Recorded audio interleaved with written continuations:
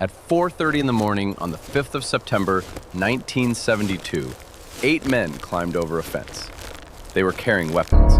They knew exactly where they were going. And in the hours that followed, 11 people died. Not because the attack couldn't be stopped, because the people who tried to stop it had no idea what they were doing. What happened in Munich that night didn't just kill 11 athletes. It exposed something that Western governments had spent years pretending wasn't true, that they were completely unprepared for what the modern world was capable of. The 1972 Munich Olympics were supposed to be a statement. West Germany was presenting a new face to the world, open, welcoming, optimistic. The games were officially named the Happy Games. The design, the colors, the atmosphere, everything was deliberately constructed to project a country that had left its past behind.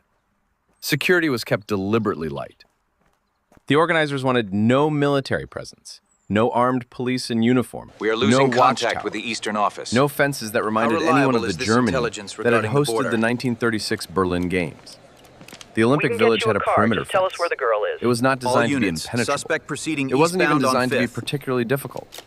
The 8 men who climbed it that morning were members of Black September, a Palestinian militant organization that had emerged from the aftermath of the 1970 conflict in Jordan. Their target was the Israeli Olympic team, housed in apartments at 31 Connolly Strasse.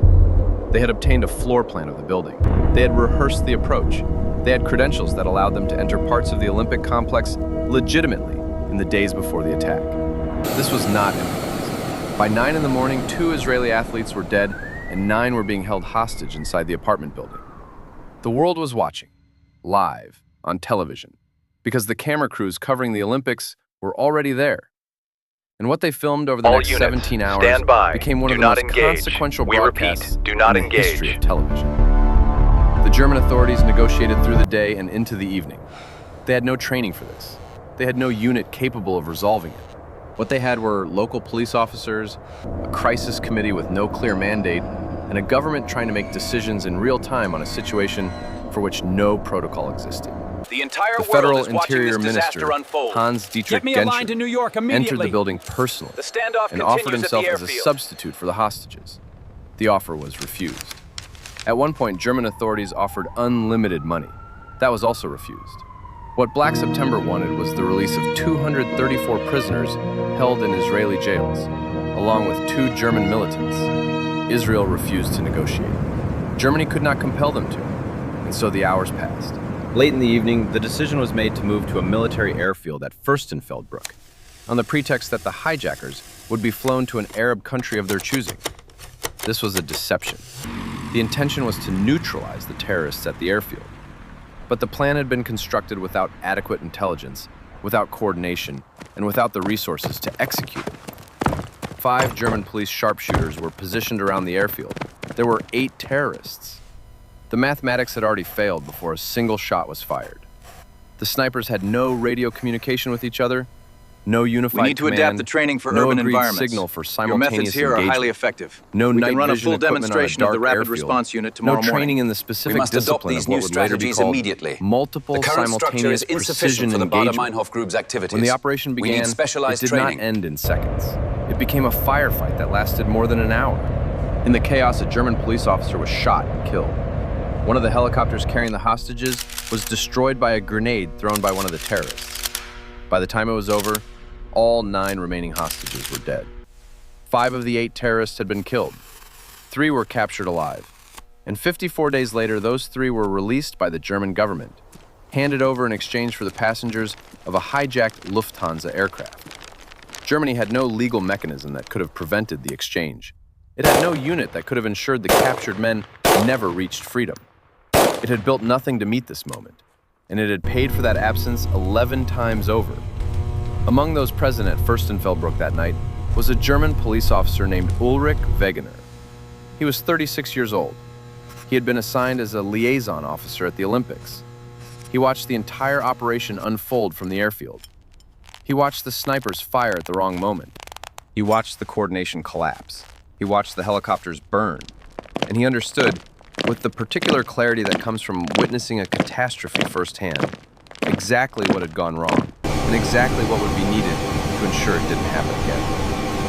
Wegener was not a man who waited for permission to form opinions. In the weeks after Munich, he began constructing an argument, a detailed, specific, operationally grounded argument for what Germany needed to build. He traveled to Israel to study Sayeret Matkal, the Israeli Special Forces unit whose primary mission included hostage rescue. He spent time with the FBI's hostage rescue specialists in the United States.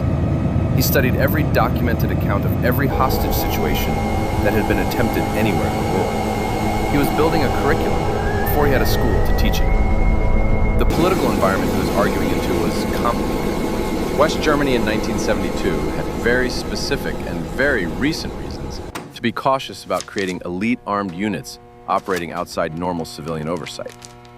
The constitutional framework of the Federal Republic had been deliberately designed to prevent the concentration of armed power that had enabled the disasters of the first half of the century. Wegener made his argument anyway. He made it with data. He made it with specifics.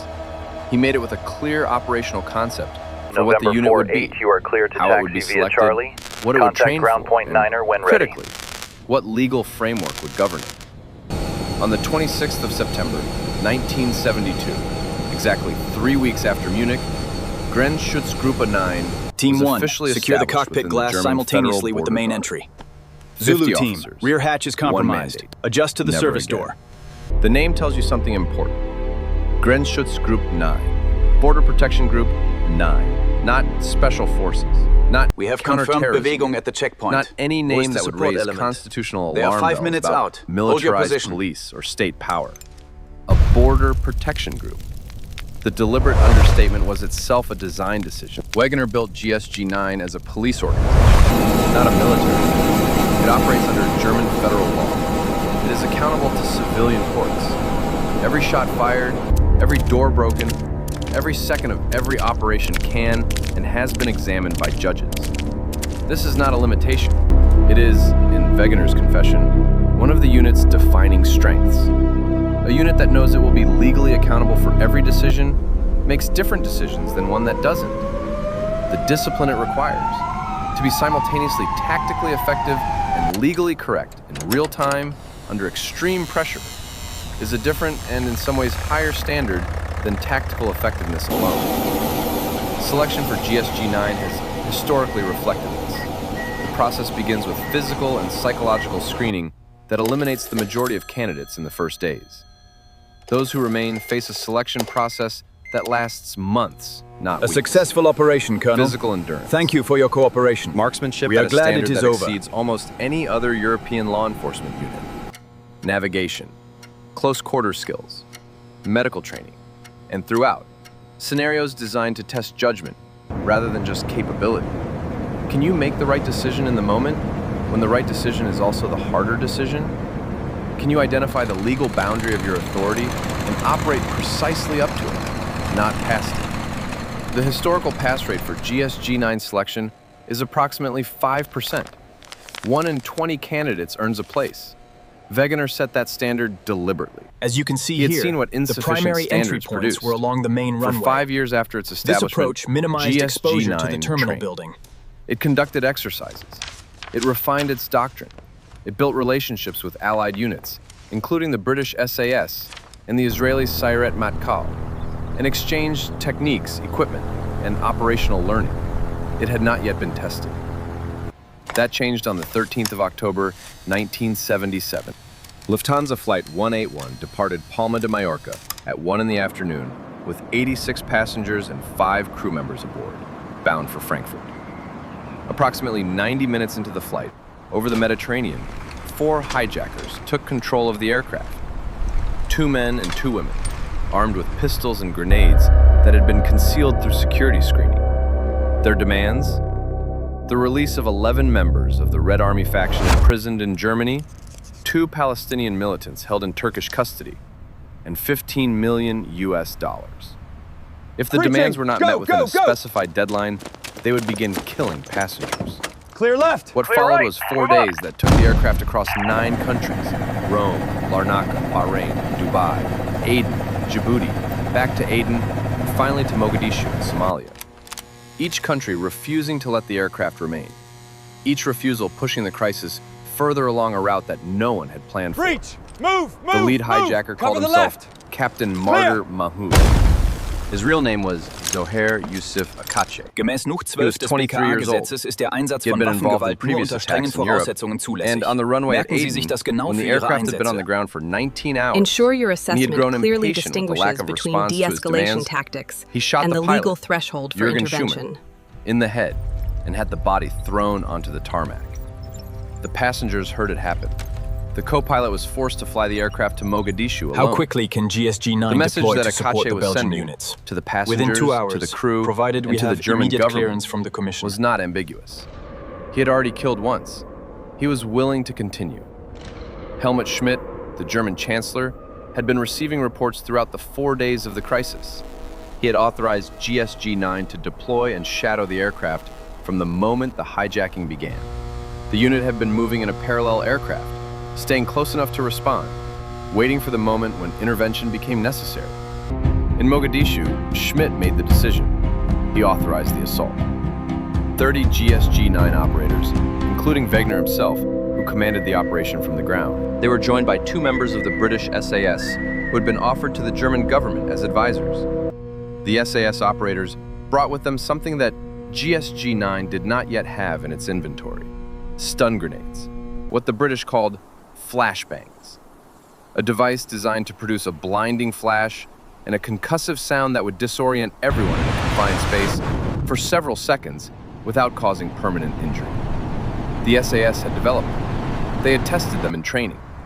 They had never been used in a live hostage rescue operation anywhere in the world. Mogadishu would be the first time. At 2 in the morning, on the 18th of October, 1977, German and Somali authorities lit a fire on the runway. Die Anforderungen an GSG-9-Personal sind extrem hoch. Nur die Besten bestehen diese Phase. Konzentration ist entscheidend. Keep it there. The GSG-9 assault team approached from the rear, moving in darkness and silence across the tarmac, using rubber-coated ladders specifically designed to allow Die Maschine quiet ist sicher. access to Alle aircraft Geiseln doors gerettet. without the sound Ausgezeichnet. of metal on metal. Bestätigen Sie die The Informationen doors of the umgehend. aircraft, front and rear simultaneously, were open from the outside. The stun grenades went in. What followed lasted 7 minutes.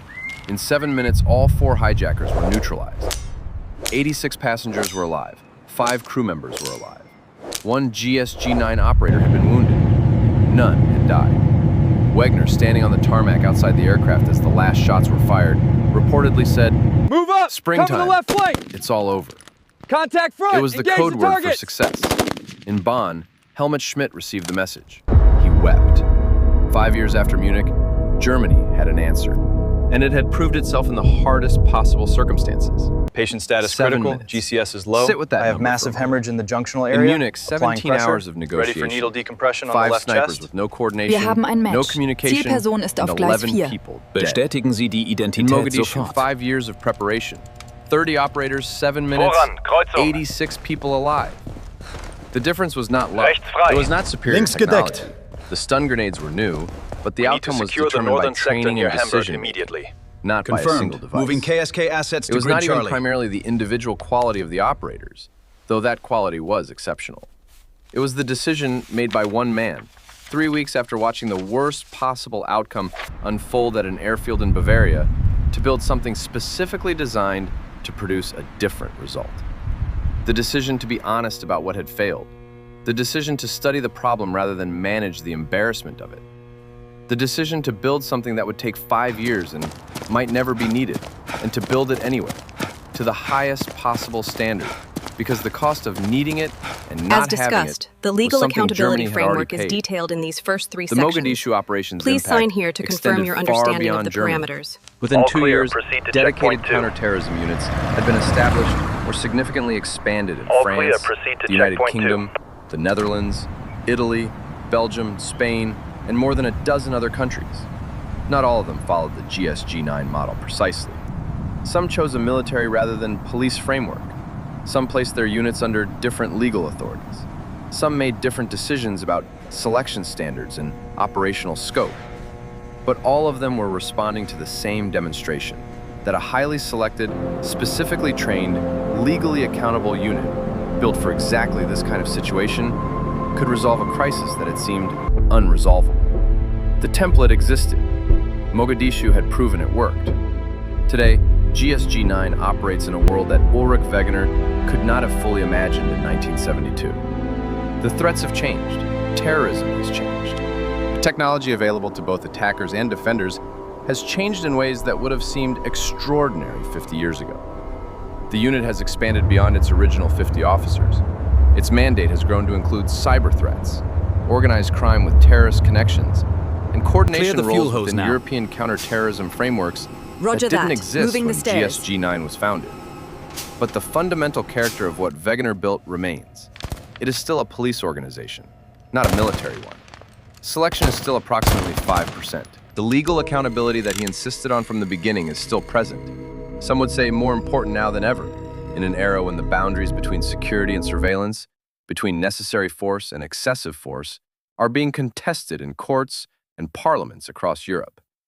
And the memory of Munich, the specific, operational, human memory of what happens when the standard isn't there, is still present in the culture of the organization. Not as a historical fact to be learned, as a reason. The reason the training never stops. The reason the selection is what it is. The reason that when an aircraft is seized, when a building is occupied, when lives are at immediate risk, and the ordinary instruments of law enforcement cannot resolve it. There is an answer. In the next video, we look at a unit that built its own answer to the same question, under different constraints, in different circumstances, with a different history behind it. Poland's GROM. Created in 1990 after decades behind the Iron Curtain by a country that had everything to prove and no template to follow except the one it built itself. Subscribe and we'll see you there.